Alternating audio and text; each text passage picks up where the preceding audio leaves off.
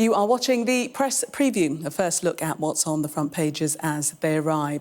It's time to see what's making the headlines with the director of the Demos think tank, Mackenzie, and the PR consultant, Alex Deane. They'll be with us from now until just before midnight. So let's see what's on some of the front pages for you now. Leading with the power plant attack in Ukraine, the Financial Times has the headline, Russia in reckless nuclear site strike. The Telegraph quotes Boris Johnson insisting that the world had narrowly avoided a nuclear catastrophe as a result. The Guardian has that line as well. The Express also mentions the Prime Minister reassuring Ukrainians that British weapons are on the way to help. The Mirror pictures Vladimir Putin and describes him as wanted for war crimes. The Times pictures a distressed woman outside a burning building in a suburb of Kiev. That same image is on the front of the Eye, where it says Putin is stepping up the onslaught. The Mail highlights a new 3-year visa scheme allowing Ukrainian refugees to come to the UK. While the Star leads with the passing of the former Australian cricket captain Shane Warne, calling him the greatest. And a reminder that by scanning the QR code you'll see on screen during the programme, you can check out the front pages of tomorrow's newspapers while you watch us. And we're joined tonight by Mackenzie and Alex Deane. Welcome to you both. Let's start with the weekend and their story suggesting that the onslaught actually has been stepped up, that the violence has escalated in form, Polly. Well, as we understand it, Putin expected that this would be a quick and easy war. And as that hasn't played out, it seems every day there is a new escalation of violence. We're going to go through the papers, and in a way, it's hard to disentangle what's worst. Is it the vindictive cruelty of these explosions, like the one that's pictured here? Is it the recklessness? We'll come on to the nuclear attack, the nuclear power station that was attacked, or is it just the mindless futility of it all? It's incredibly difficult to read these papers without being upset, without being angry, and to have just immense, I think, horror and pity and distress about the lives of Ukrainians, which have been pointlessly ruined and disrupted in the way that this picture demonstrates. Yes, and Alex, we move on to the Times and the headline there, Welcome to Hell. And this is the message that Ukrainians have across a bridge for the Russian soldiers who are entering their village, and they're willing to fight to the death. And it is extraordinary, the show of bravery and commitment being put on by Ukrainians of all ages and backgrounds to rise up and defend their country against the Russians. And of course, as we've also been hearing, it's not quite covered in the same way on the fronts today, but we've been hearing in recent days about many Russian conscripts sent unwillingly to war, often told they were going for a training exercise, and then finding themselves in live combat against people they have no issue with themselves and deserting in quite significant numbers. But we run the risk of being more optimistic than we should be, and tomorrow's fronts are a real corrective for that.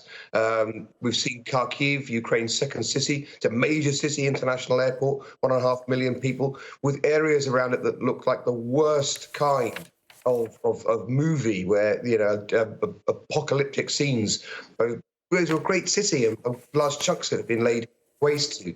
And tonight, the city of Mariupol, 500,000 souls, is without food, water or electricity. This is building up into an appalling situation. It's all plainly Vladimir Putin's fault, but the problem is his behaviour is getting worse, not better.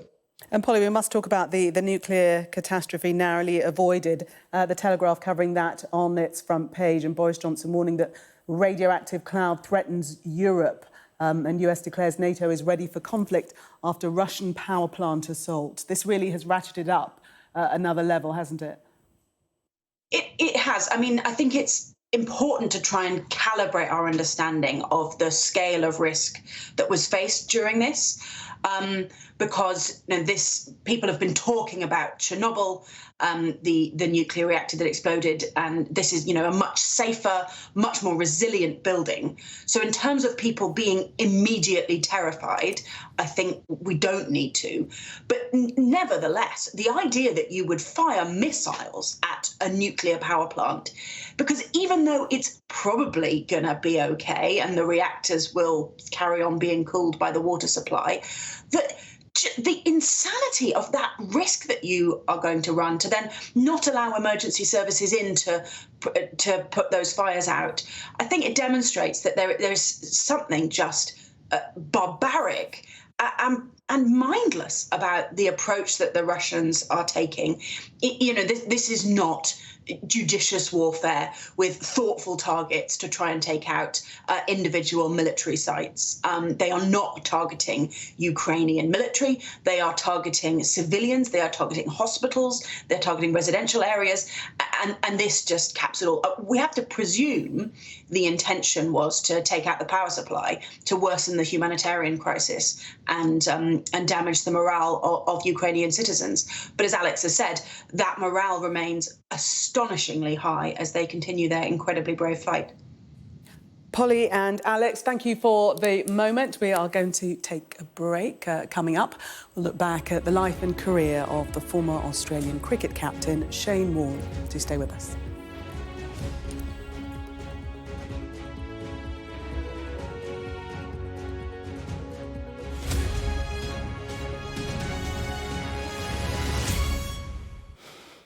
Welcome back. Just want to bring you some breaking news coming in from Devon and Cornwall Police. They say an elderly woman in her 80s has died and a second person has been injured after an HM Coast Guard helicopter landed at the helipad at Derriford Hospital. An initial investigation is being conducted by Devon and Cornwall Police, assisted by a number of partner agencies. So just to reiterate that news just in. Police say an elderly woman in her 80s has died and a second person has been injured after an HM Coast Guard helicopter landed at the helipad at Derriford Hospital. We'll bring you more on that story as soon as we have it.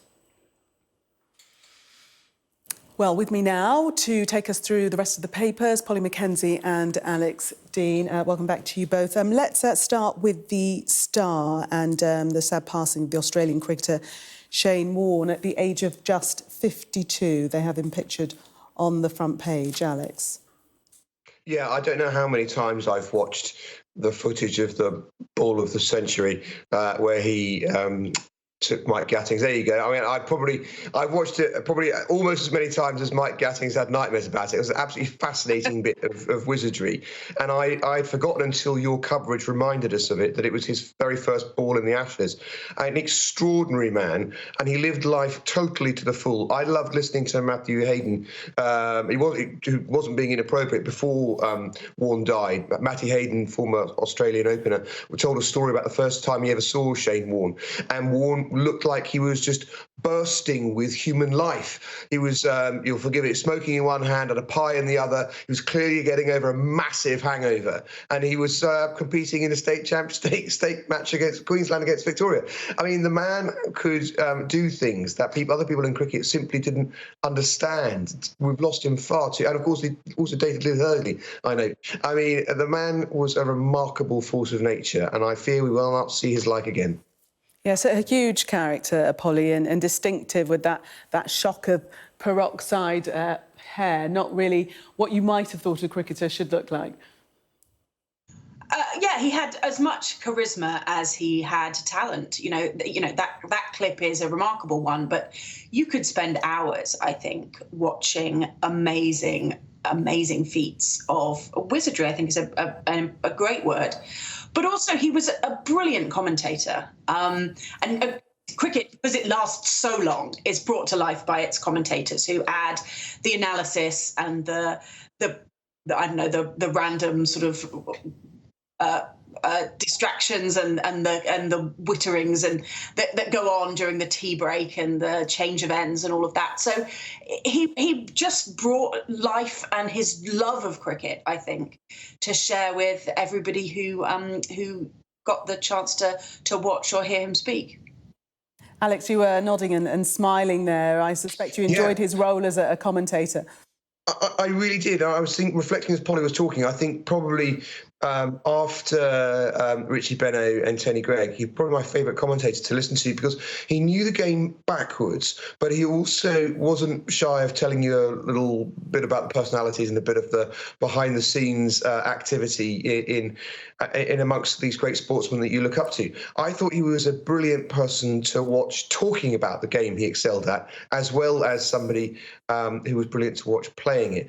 Also, I like to listen to cricket commentary on the radio sometimes, and he had a surprise, he had a really distinctive voice, and I mean distinctive in every sense, distinctive in the way he sounded, and distinctive in the plain-spoken but acute observations that he would offer. And I thought he was a great character in the game. 52 is no age at all, is it?